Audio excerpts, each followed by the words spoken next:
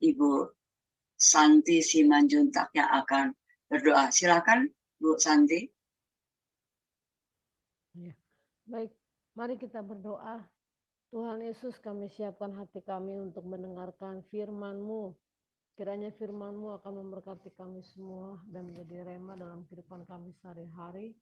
Urapi hamba-Mu, Pastor Fauzan yang akan menyampaikan firman-Mu. Berikan hikmat untuk cakap mengajari kami.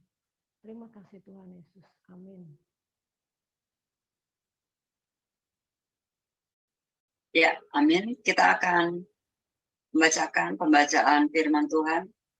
Para lektor sudah siap. Yang pertama Ibu Nerliana untuk Ester pasal 1. Silakan Bu Nerliana. Baik, terima kasih Bu Cinta. Halo Bu Cinta. Ya. Halo Pak David Leo. Halo Pastor Paul, Bu Ana, Bapak Ibu semua yang hadir di Zoom dan di YouTube. Dan salam untuk saudara kami yang menonton kembali siaran kita hari ini. Di Tuhan, kita berjumpa kembali dalam hari yang baru dan semangat yang baru. Kita masuki pembacaan firman Tuhan dari kitab Ester, Ester yang pertama ayat 1 sampai 22. Demikian firman Tuhan. Pada zaman Ahasiweros, ialah Ahasiweros yang merajai 127 daerah, mulai dari India sampai ke Ethiopia. Pada zaman itu, ketika Raja Ahasiweros bersemayam di atas tahta kerajaannya,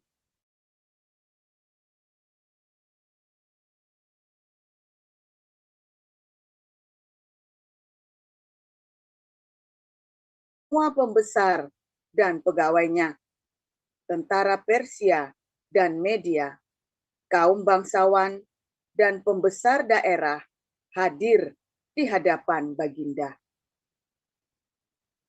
Di samping itu, Baginda memamerkan kekayaan, kemuliaan, kerajaannya, dan keindahan kebesarannya yang bersemarak berhari-hari lamanya sampai 180 hari.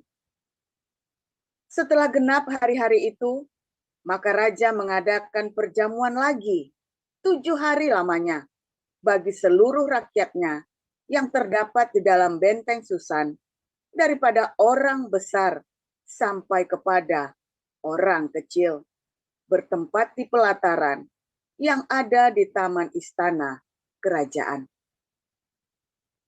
Di situ tirai-mirai daripada kain lenan, mori halus, dan kain ungu tua yang terikat dengan tali lenan halus dan ungu muda bergantung pada tombol-tombol perak di tiang-tiang marmer putih, sedang katil emas dan perak ditempatkan di atas lantai pualam, marmer putih, gewang, dan pelinggam. Minuman dihidangkan dalam piala emas yang beraneka warna, dan anggurnya ialah anggur minuman raja yang berlimpah-limpah, sebagaimana layak bagi raja. Adapun aturan minum ialah tiada dengan paksa, karena beginilah diisyaratkan raja kepada semua bentara dalam, supaya mereka berbuat menurut keinginan tiap-tiap orang. Juga Wasti, sang ratu, mengadakan perjamuan bagi semua perempuan di dalam istana Raja Ahasiweros. Pada hari yang ketujuh, ketika raja riang gembira hatinya karena minum anggur, bertitahlah Baginda kepada Mehuman, Biza, Harbona, Bikta, Abakta, Zetar, dan Karkas, yakni ketujuh sida-sida yang bertugas di hadapan Raja Ahasiweros, supaya mereka membawa Wasti, sang ratu, dengan memakai mahkota kerajaan, menghadap raja untuk memperlihatkan kecantikannya kepada sekalian rakyat dan pembesar-pembesar. Karena sang ratu sangat elok rupanya. Tetapi Ratu Wasti menolak untuk menghadap menurut titah raja yang disampaikan oleh sida-sida itu. Sehingga sangat geramlah raja dan berapi-api murkanya. Maka bertanyalah raja kepada orang-orang arif bijaksana, orang-orang yang mengetahui kebiasaan zaman. Karena demikianlah biasanya masalah-masalah raja dikemukakan kepada para ahli undang-undang dan hukum. Adapun yang terdekat kepada Baginda ialah Karsena, Setar, Atmata, Tarsis, Meres, Mersena, dan Mimakan. Ketujuh pembesar Persia dan Media yang boleh memandang wajah raja dan yang mempunyai kedudukan yang tinggi di dalam kerajaan. Tanya raja, apakah yang harus diperbuat atas Ratu Wasti menurut undang-undang karena tidak dilakukannya titah Raja Ahasiweros yang disampaikan oleh sida-sida? Maka sembah memukan di hadapan raja dan para pembesar itu. Wasti, sang ratu, bukan bersalah kepada raja saja, melainkan juga kepada semua pembesar dan segala bangsa yang di dalam segala daerah Raja Ahasiweros. Karena kelakuan sang ratu itu akan merata kepada semua perempuan, sehingga mereka tidak menghiraukan suaminya apabila diceritakan orang. Raja Ahasiweros menitahkan supaya Wasti, sang ratu, dibawa menghadap kepadanya. Tetapi ia tidak mau datang.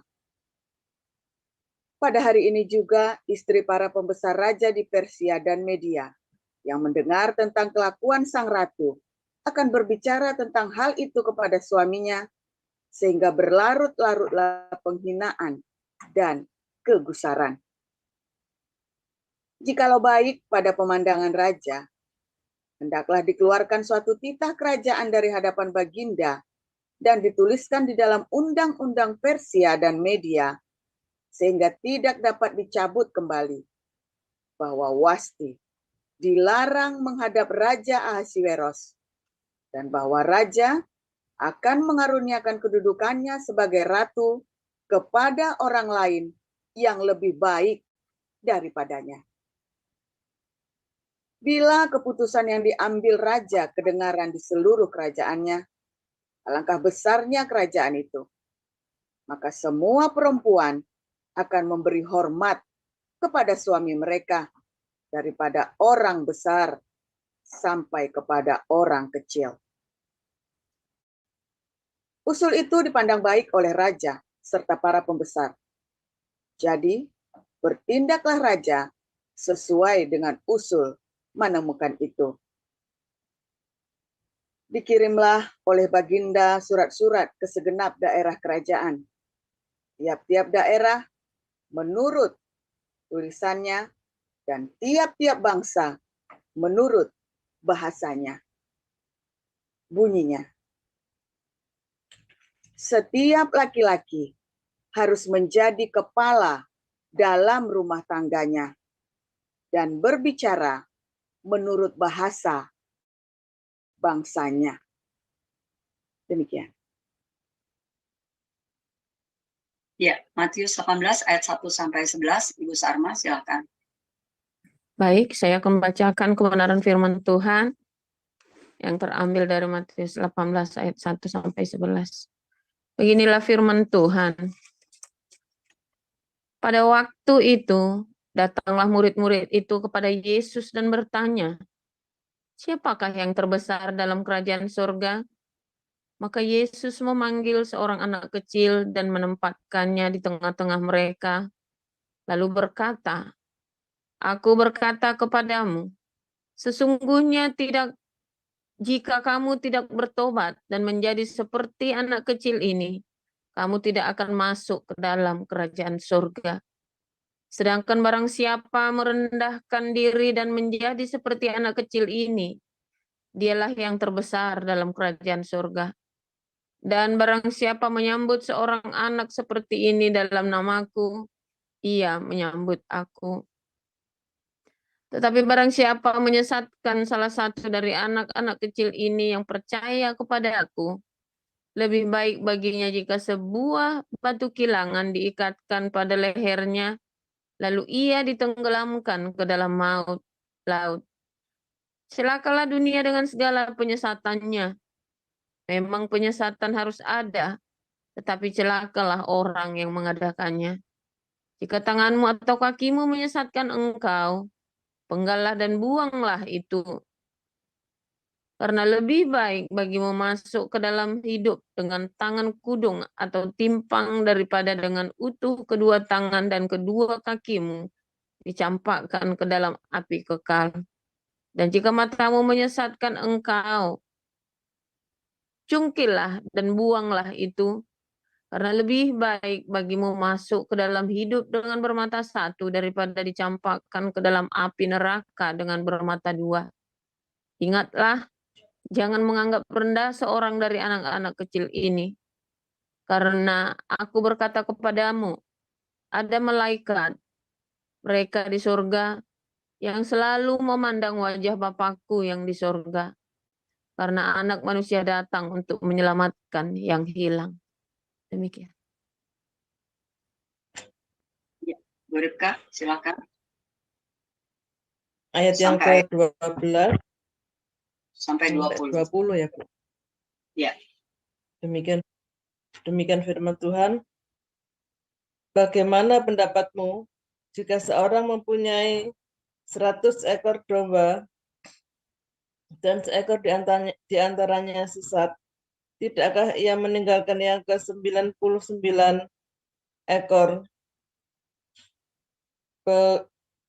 di pegunungan dan pergi mencari yang sesat itu? Dan aku berkata kepadamu, sesungguhnya jika ia berhasil menemukannya, ia lebih besar kegembiraannya atas maaf,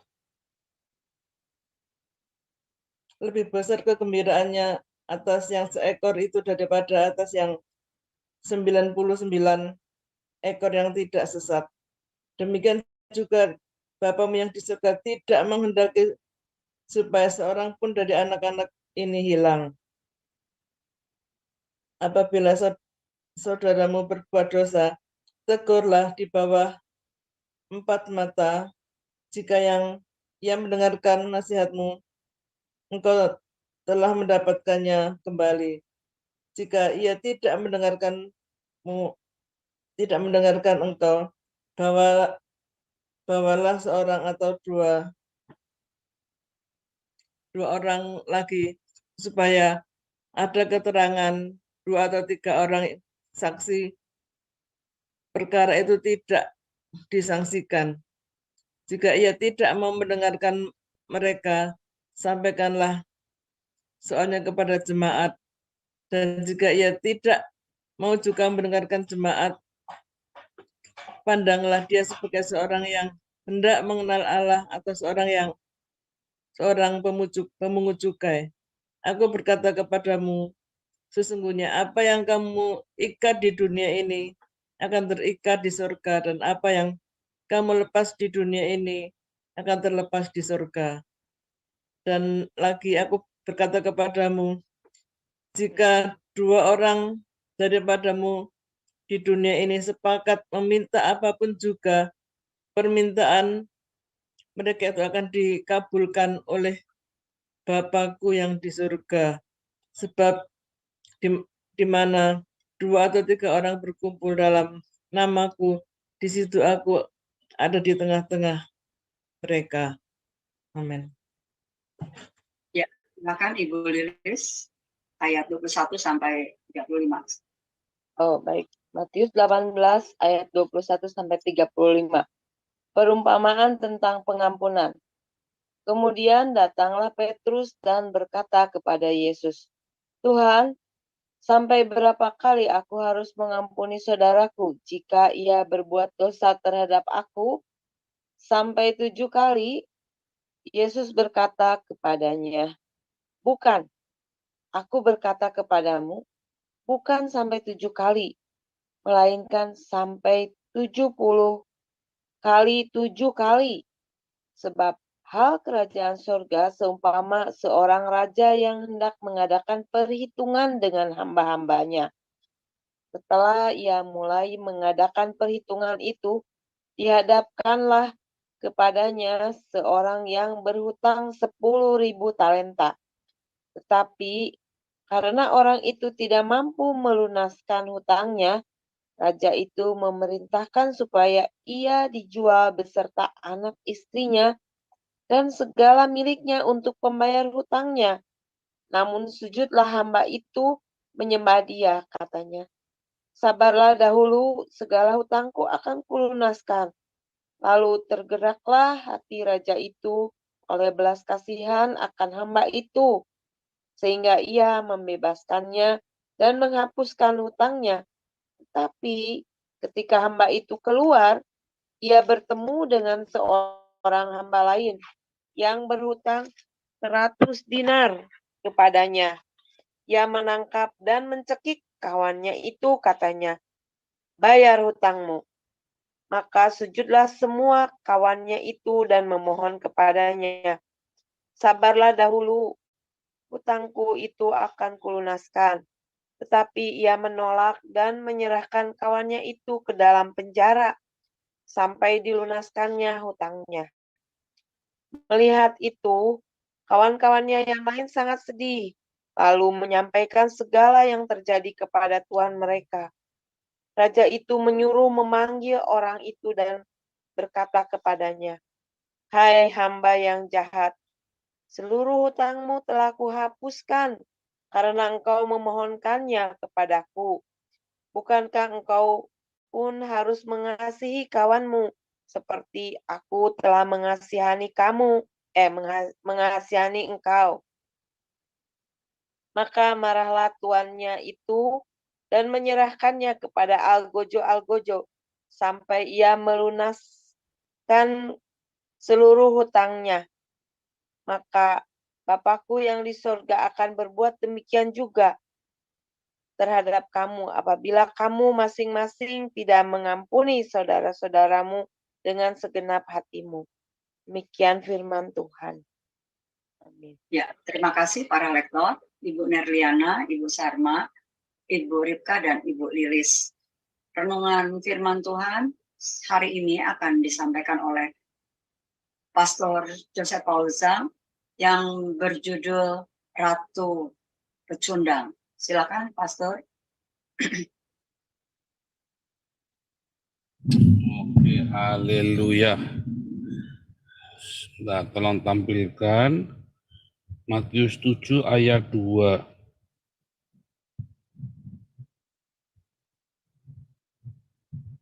Matius 7 ayat 2 ya, Matius 7 ayat 2.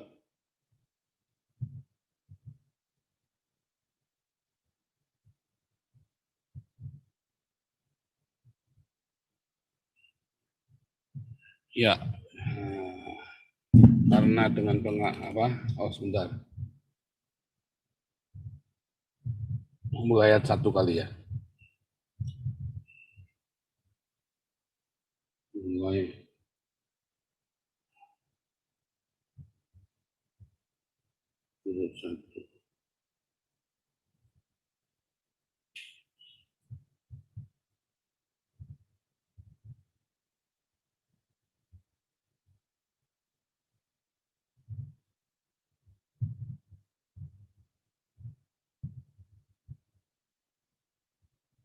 Iya, betul. Ayat satunya tolong dikasih warna juga, boleh nggak?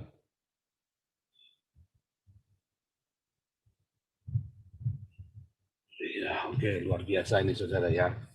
Jangan kamu menghakimi supaya kamu tidak dihakimi. Karena dengan penghakiman yang kamu pakai untuk menghakimi, kamu akan dihakimi. Dengan ukuran yang kamu pakai untuk mengukur, akan diukurkan kepadamu. Ya saudara ya. Saudara, ingat enggak ketika polisi ngejar saya? Oh, ayat 3 sekalian, kasih warna beda. Ayat 3. Waktu kasus saya meledak jadi DPO, saya bilang saya ini hanya kutu di seberang samudra. Ya, karena di Indonesia ada peribahasa selumbar, balok di matamu kamu nggak lihat, tapi ada kutu di seberang lautan kamu lihat. Ya, gajah di pelupuk mata kamu tidak melihat, ya. Saya ulangi ya, gajah di pelupuk mata kamu tidak lihat, tapi kutu di seberang lautan bisa kita lihat. Nah, ini sama dengan ini ya, Matius 7 ayat 3. Mengapa engkau melihat selumbar di mata saudaramu, sedangkan balok di dalam matamu tidak kau ketahui? Ini kan sama, saudara ya. Nah, tapi yang ayat 2-nya, penghakiman yang ayat 1 dan 2, jangan kamu menghakimi supaya kamu tidak dihakimi, karena dengan penghakiman yang kamu pakai untuk menghakimi, kamu akan dihakimi, dan ukurannya kamu pakai untuk mengukur akan diukurkan kepadamu. Ini Rabai Hillel juga pernah ngomong ya, saudara. Rabai Hillel itu kakek gurunya Paulus ya, saudara ya, Rabai Hillel. Nah, saudara, luar biasa sekali, saudara ya. Tadi kita judulnya Ratu Wasti, Ratu Pecundang. Sebetulnya kata menghakimi yang dipakai di sini ya artinya bukan hanya menghakimi, "Oh, kamu salah, benar," bukan, saudara ya. Tapi mengukur, memisahkan. Ya. Ketika kamu menganggap dirimu lebih tinggi dari lain atau kamu membanding-bandingkan orang satu sama lain. Nah, itu sebenarnya krino, kata aslinya, saudara, yang menghakimi, krino. Nah, jadi saudara, kata menghakimi itu artinya juga memberikan penilaian, membandingkan sesuatu. Anda menilai itu menghakimi, Anda menilai-nilai ini bagus apa enggak ya, atau Anda menilai orang, ini kurang bagus, ya, ini orangnya cantik. Nah, itu adalah krino, saudara ya. Atau Anda mengukur dirimu sendiri lebih dari orang lain, lebih baik dari orang lain, walaupun Anda tidak nggak menghina, tetapi Anda terlalu menganggap dirimu lebih, saudara ya. Itu juga krino sebetulnya, dan itu akan diukurkan. Orang juga akan begitu melakukan hal yang sama kepadamu. Ya. Nah, ukuran-ukuran itu, semua ukuran-ukuran yang Anda ukurkan kepada orang lain akan diukurkan kepadamu sendiri, saudara. Nah, intinya begitu ya. Nah, Ratu Wasti ini adalah seorang ratu yang terkenal kecantikannya, ya. Ini di zaman Ahasiweros, anaknya Darius, saudara ya.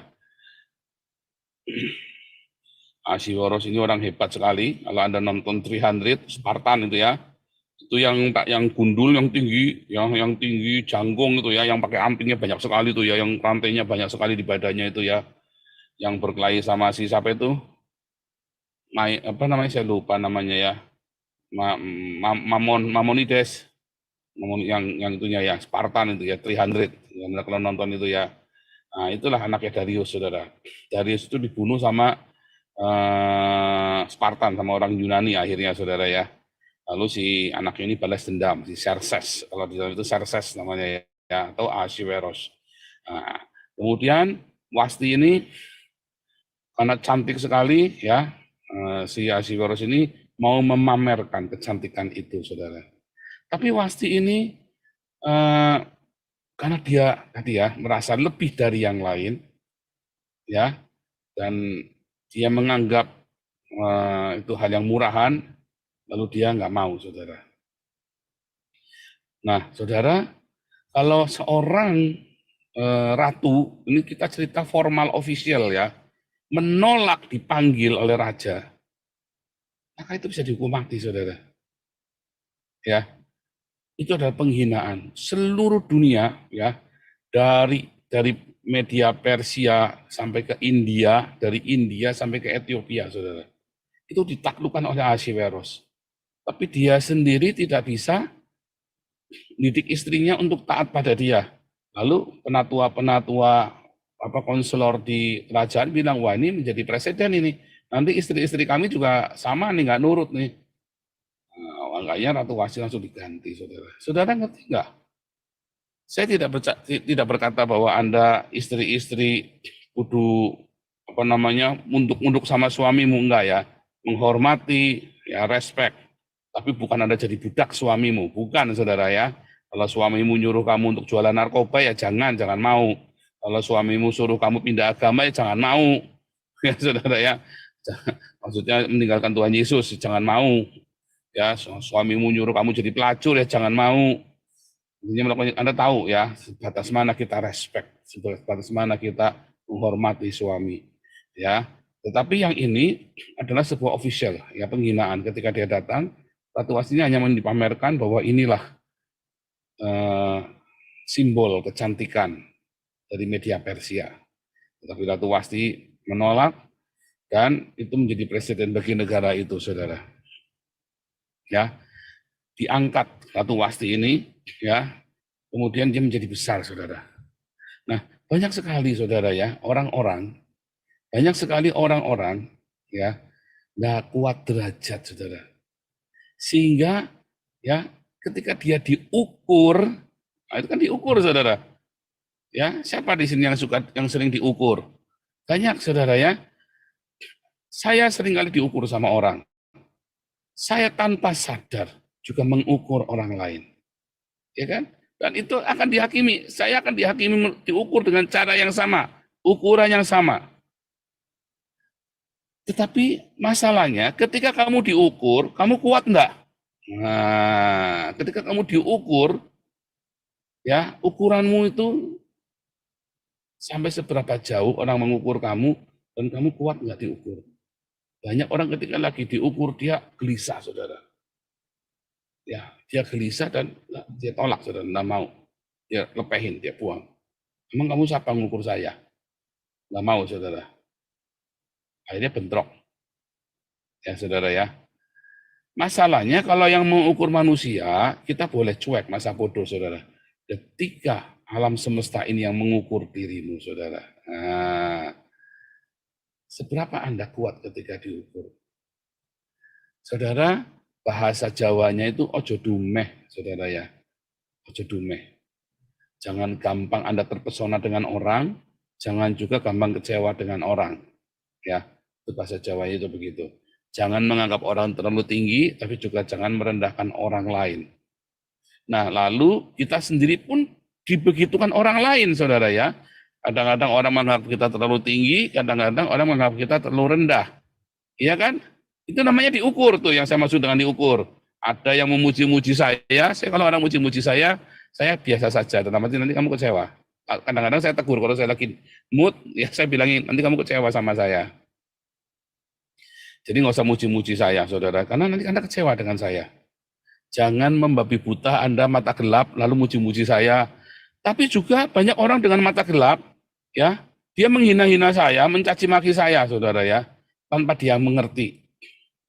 Ngatain saya DPO lah, ngatain saya maling donasi lah, ngatain saya macam-macam, saudara ya, sesat lah, apa segala macam. Lalu saya panggil, orang ini nggak berani datang, saudara ya. Karena, ayo ukur. Kan begitu, kalau saya kan begitu, ayo ukurlah saya, sini. Samperin sini, ukur. Nah, kan begitu kan, saling mengukur akhirnya kan kita kan. Adil kan? Adil, saling mengukur, ayo kamu ke sini. Tapi kan nggak ada yang berani datang. Ya kan? Kita melihat selumbar di mata saudaramu, sedangkan balok di mata kita nggak tahu. Orang mencaci maki Anda, ya, orang gampang sekali. Siapa yang sekarang lagi dihakimi, difitnah, yang lagi dipojokkan? Saya pernah disidang sama full timer gereja, saya dulu bolak-balik cerita ya. Saya disidang seluruh full timer gereja, saya disidang, semuanya Paul supaya keluar, saudara. Apakah saya keluar, saudara?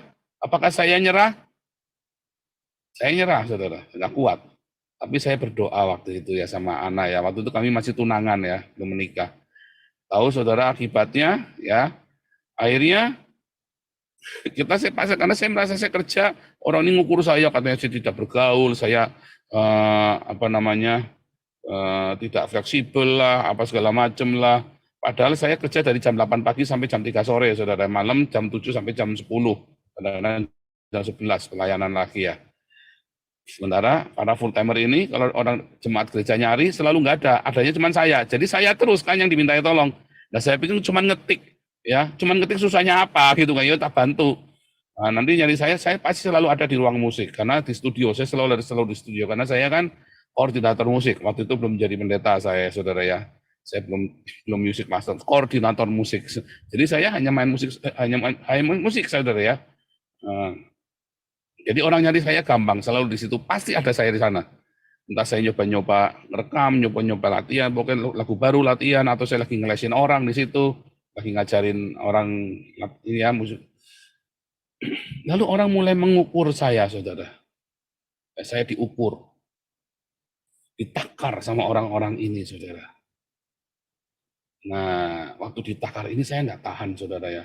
Saya menangis sejadi-jadinya sama Tuhan, cengeng, saudara. Iya, karena saya waktu itu masih malu sekali, saudara. Bayangin, saya ini sarjana, ya, kerjanya cuma jadi full timer di gereja. Saudara tahu nggak kerjanya full timer di gereja itu apa, saudara? Nganggur, saudara. Saudara tanya, ngecek di semua gereja-gereja. Ya, full timer di gereja itu yang sibuk itu cuma bagian administrasi saja, saudara. Itu pun sebenarnya nggak sibuk-sibuk amat. Ya, serius, saudara, ya, kerja administrasi itu tuh nggak banyak di gereja itu. Biar jemaatnya 5.000, biar jemaatnya 25.000 juga nggak sibuk-sibuk amat. Ya, karena kebanyakan kalau sibuk hanya kalau apa, saudara?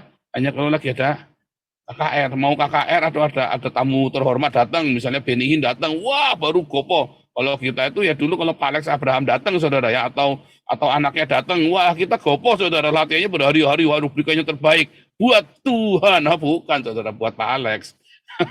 Supaya jangan malu, selalu begitu, saudara ya. Nah, jadi sebenarnya kesibukannya nggak ada. Sehingga ketika saya dihakimi, diukur itu, saya di sidang, saya malu sekali, saudara ya. Saya malu sekali. Tante saya sudah tawarin sebelum saya jadi full timer gereja, tante saya udah nawarin saya, kamu ayo ke sekolah di Singapura, tante biayain. Kamu mau sekolah apa? S2 di Singapura. Tapi tante ini yang suka ini ya, ngatur-ngatur, jadi saya enggak tante, saya tak jadi full timer saja di gereja, dengan naifnya, saudara ya. Nggak perlu S2-an, saya full timer. Tentu saya nggak ngerti ya kalau Tuhan Yesus sekolah, para rasul itu sekolah, saya nggak ngerti, saudara. Saya pikir Tuhan Yesus saja nggak sekolah membuat mujizat, para rasul nggak sekolah membuat mujizat. Kata tante saya, jangan, kalau kamu jadi hamba Tuhan sekolah teologi ya di Singapura, nanti tante bayarin. Saya nggak mau, saudara ya. Bodoh sekali ya. Nah, singkat cerita, akhirnya, saudara, kami dihakimi tapi kami lolos ya, karena penatua membela kami. Kamu yang mau Paul keluar, kamu saja yang keluar, Paul biar di sini saja. Soalnya jemaat kalau cari Paul lebih gampang daripada cari kalian. Saya bilang, kamu kabur-kaburan, entah kemana, saya saja nyari kalian kemana juga saya nggak ngerti. Zaman dulu belum ada handphone-handphonean, saudara ya. Zaman itu ya, pakainya pager ya. Jadi mendingan Paul saya tahan di sini, kamu yang keluar saja, kalian yang keluar 20 orang itu suruh keluar semua, saudara. 20 gereja jemaatnya 2.000, full timernya 20, saudara ya. Luar biasa. Nganggur kabeh, saudara. Nah, singkat cerita, saudara ya, itu diukurkan kepada saya. Lalu diukurkan kembali sama si penatua ini kepada mereka, saudara. Ukuran yang sama, saudara ya. Ukuran yang sama diukurkan kembali. Ketika mereka menilai kita nilai. Tapi masalahnya ketika kita dinilai, orang suka nggak tahan, saudara. Ya, saya dalam kepengurusan di yayasan, ya, Anda ditanyain. Kita kan punya SOP kan, kita punya aturan kan. Lalu aturan ini kita terapkan ke orang lain, saudara. Nah, giliran kita lagi jadi pelaksana mengeksekusi, diukur lagi, dibalikan sama orang kan dengan sendirinya kan. Karena itu kan SOP, standar operasional prosedur. Pasti kan dia akan ditanyakan hal yang sama. Wah, terus nggak tahan, saudara. Tersinggung, marah, apa. Saya termasuk orang yang kalau diaudit marah, saudara ya. Karena sombong. Nah, karena sombong. Seharusnya, kalau orang lagi ngukur kita, ya biarin saja. Sampai seberapa? Katanya Emalt apa? How low can you go, kan? Diukur kan? Seberapa dalamnya kamu kan? How low can you go? Pokoknya lah, saudara ya, orang-orang dunia itu mengerti hal-hal seperti itu ya. Tapi bagaimana dengan kita? Ya, bagaimana dengan kita belajar dari Ratu Wasti ketika diukur sama suaminya sendiri loh, rajanya sendiri. Kita tolak, nggak mau, saudara. Itu yang saya bilang dengan pecundang, saudara. Ya, ketika orang mengukur, bukan berarti Anda terus takluk sama dia, enggak. Biarkan saja mereka mengukur diri kita, saudara. Biarkan saja mereka membicarakan hal-hal baik atau tidak baik tentang kita tanpa Anda merasa terganggu. Bisa nggak sih, saudara? Bisa kan? Bodoh amat kan? Bukan Anda terus ndablek, bukan. Beda sama orang ndablek. Orang ndablek itu, ya, orang ndablek itu dia punya uang, lalu uangnya disimpan, dia masih ngemis lagi sama orang lain, ya. Dari gereja ini dia minta, gereja itu dia minta, gereja itu dia minta, sampai penghasilanmu di atas orang yang ngasih kamu juga, saudara. Itu namanya orang ndablek, saudara. Ya, orang ndablek. Nah, beda, saudara ya. Tetapi kalau Anda orang membicarakan baik buruk tentang hidupmu, selama kamu bekerja, kamu jangan pernah takut untuk diukur. Kalau enggak nanti kamu jadi pecundang.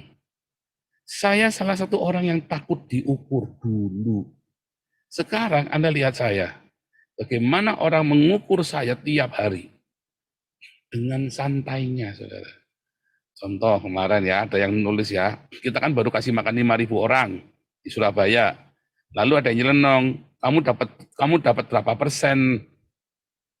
Ya, saudara ya. Nah, ini sengaja saya kasih tahu ke Anda ya, kamu dapat berapa persen? Itu orang sedang mengukur saya, saudara. Saya harus marahkah, saudara? Enggak. Ya biar saja dia mengukur saya. Nah, misalnya ceker babi, kapal oleng, itu kan kalau kapal oleng sudah lama off ya, saudara ya, entah kenapa ya. Tiba-tiba setelah dia gagal membuktikan saya asilumnya gagal katanya ya. Nyatanya saya ada di Israel ya. Bahkan saya punya visa student ya. Saya tunjukkan Anda ya kartu mahasiswa saya. Ya, dulu pernah saya tunjukkan juga visanya saya ya. Saya pernah tunjukkan juga visa saya. Visa Israel saya student ya. 1 tahun, saudara.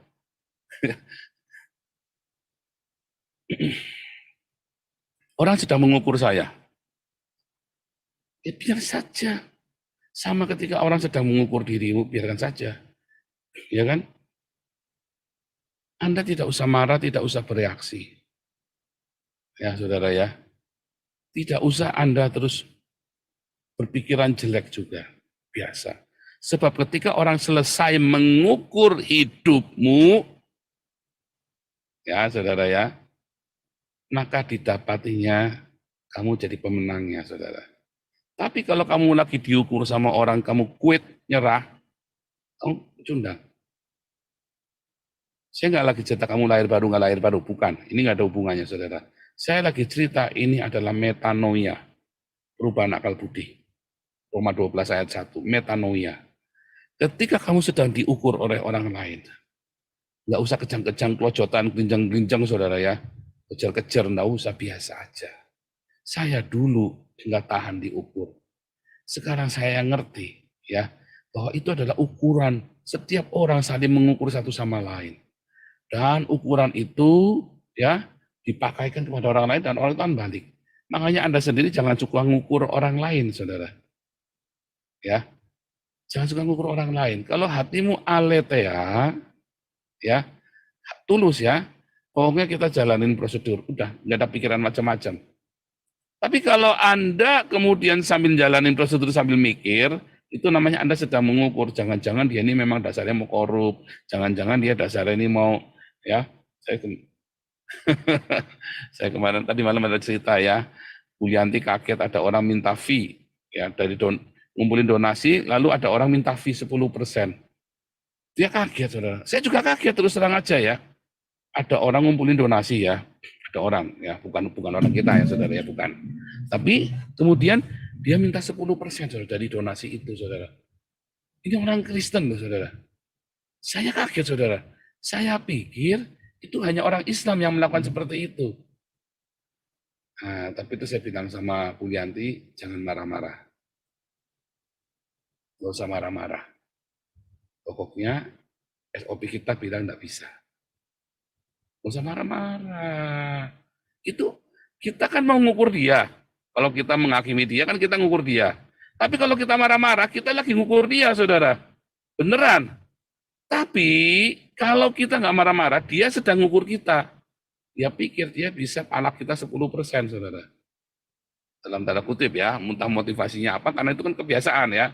Ternyata ACTA segala macam itu, para donaturnya banyak itu, pengepul donasi, istilah pengepul donasi, pengepul kan dari orang-orang Islam ini, saudara. Karena mereka terbiasa ngepul donasi, memang begitu. Termasuk Panji Gumilang, apa segala macam itu ya, dulu kita memang cari donasinya mereka seperti itu disebar orang-orang ini. Tidak salah, saudara. Itu cara mereka memang begitu. Tetapi kita anak Tuhan tidak boleh begitu, saudara ya. Jangan pernah memalak dari hasil uang donasi. Nah, orang-orang berpikir saya itu malak dari uang donasi. Sehingga mereka bisa minta ke saya. Kalau mereka begitu saya nggak kasih mereka akan hantam saya habis-habisan, saudara. Akan jelek-jelekan saya. Ya kan? Si Bom, Rudi Yohanes, apalagi itu kemarin ya, Cekar Babi, kan mau malak saya kan, dia pikir saya dapat uang dari situ, saudara. Nah, itu seperti itu ya. Kalau saya marah, maka saya sedang mengukur mereka, tapi biarkanlah mereka mengukur saya, sehingga saya pemenangnya, saudara. Biarkan saja. Setelah mereka capek ngukur, ya, hitung bolak-balik, dicari-cari, ya ini kan tambah murni kita kan, saudara. Mau diukur mana lagi yang mau diukur? Kan begitu, saudara ya. Nah, jangan jadi pecundang. Ketika kamu diukur, ketika kamu dihakimi, ketika kamu difitnah, ketika kamu lagi dicobai, ketika kamu lagi didera dengan berbagai macam tudingan-tudingan, tenang saja, saudara. Klarifikasi seperlunya, bikin bercandaan, tetap cool, ya, rezeki tambah banyak. Belajarlah dari saya, teladanilah dari saya, seperti saya meneladani Kristus. Berapa banyak tudingan-tudingan, ya, donasinya tambah kenceng, sawerannya tambah banter, saudara ya. Ngeri-ngeri sekarang sawerannya. Fitnahannya tambah kenceng, tapi sawerannya tambah kenceng. Enak kan? Ayo, Anda mau pilih mana? Enggak, pilih nggak ada saweran, nggak ada fitnahan, Anda tetap difitnah. Tetap difitnah. Tetap digelendengi, Anda melarat tetap digelendengi. Anda hamba Tuhan, ya kan? Mau apa-apa minta-minta, Anda digelendengi. Mendingan kayak saya kan, saudara kan, difitnah orang, tetap cool, proyek-proyek semua jalan, berbuah lebat.